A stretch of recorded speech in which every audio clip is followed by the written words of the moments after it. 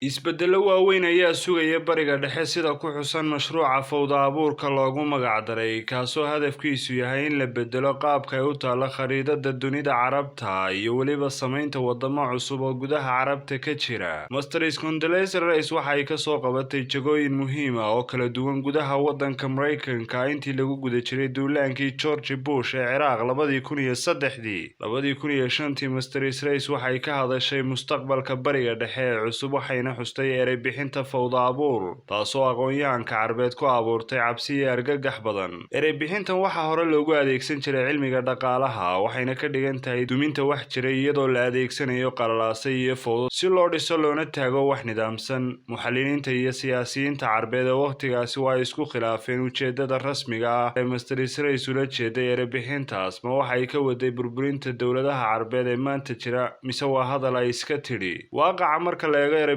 waxay ka turjumaysay wixii uu Mareykanku ka sameeyay dalka Ciraaq maadaama uu si ula kac ah u burburiyay waddankaas oo uu kala diray hay'adihii ay dowladdaasi lahayd isla markaana uu furfuray ciidamadii ay Ciraaq lahayd. Isla waqti yar kadib Washington ayaa si bareer iyo ula jeeda u xoojisay kala qaybsanaanta qowmiyadeed iyo tadiimeed ee dalka Ciraaq hore uga jiri jirtay, balse inta badan falanqeeyayaasha carbeed ayaa isku raacay in Mareykanku rabo inuu dib u dhis ku sameeyo bariga dhexe isagoo daadad waaweyn ku soo fatiinaya gobolka hal ama laba jiil. Dadka carbeed ee soo dhalan doonana waqtiga kaga qaadaya dagaalo sokeeyay isla markaana uga dalnay inuu caqligooda bedelo isagoo kala furfuraya wadamadii jiray abuurayana maamullo cusub oo ku habboon dadka degan. Qowmiyad kasta ama koox diimeed waliba waxay yeelan doontaa dowlad u gaara. Sanadkii 2006 Cornel Howlgaba kana soo jeeda waddanka Mareykanka oo lagu magacaabo Ralph Petris ayaa qoray maqaal ciwaankiisu yahay xuduudaha dhiiga waxaana uu ku lifaaqay maqaalkaas maab cusub oo u yeelan doono bariga dhexe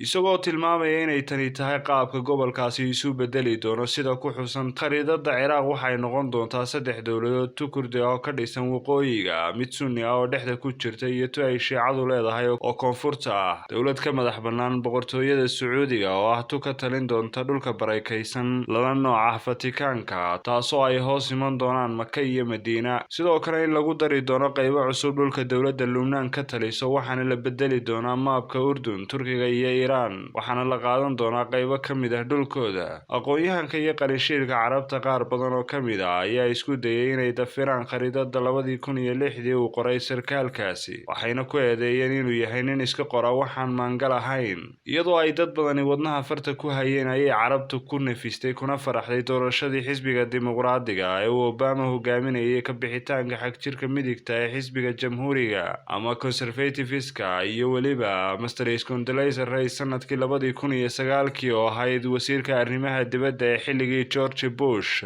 Dowladda Mareykanka ayaa ku mashquulshay masiibadii dhaqaalaha adduunka ee soo food saartay sanadkii 2008 laakiin kadib kacdoonkii guga carabta ee sanadkii 2011 iyo faafitaankii dagaalada sokeeye kala qaybsanaantii baahsaneed ee ka dhex abuurantay bulshooyinkaas taasoo ah mid xasaasi ah oo lagu kala jabay ayaa waxa wiilka waqooyiga Suuriya degani dareemaya noqday ku ka duwan waxa uu dareemaya wiilka dhigiisa ee ku nool bartamaha Suuriya iyo wiilka ku silcaya bartamaha Ciraaq kaga duwanaaday ka ku raaxaysanaya koonfurta Ciraaq taasoo maanka ku soo celisay maabkii uu qoray Cornel Petris 2006 iyo waagii Bush. haddaba daawada ma isleedahay waxa ka socda bariga dhexe waa qorshe Mareykan dejiyay waqtigii la riday Saddam Hussein mise waxay kula tahay inay tani ka mid tahay aragtiyaha shirqoolka oo aanay waxba ka jirin?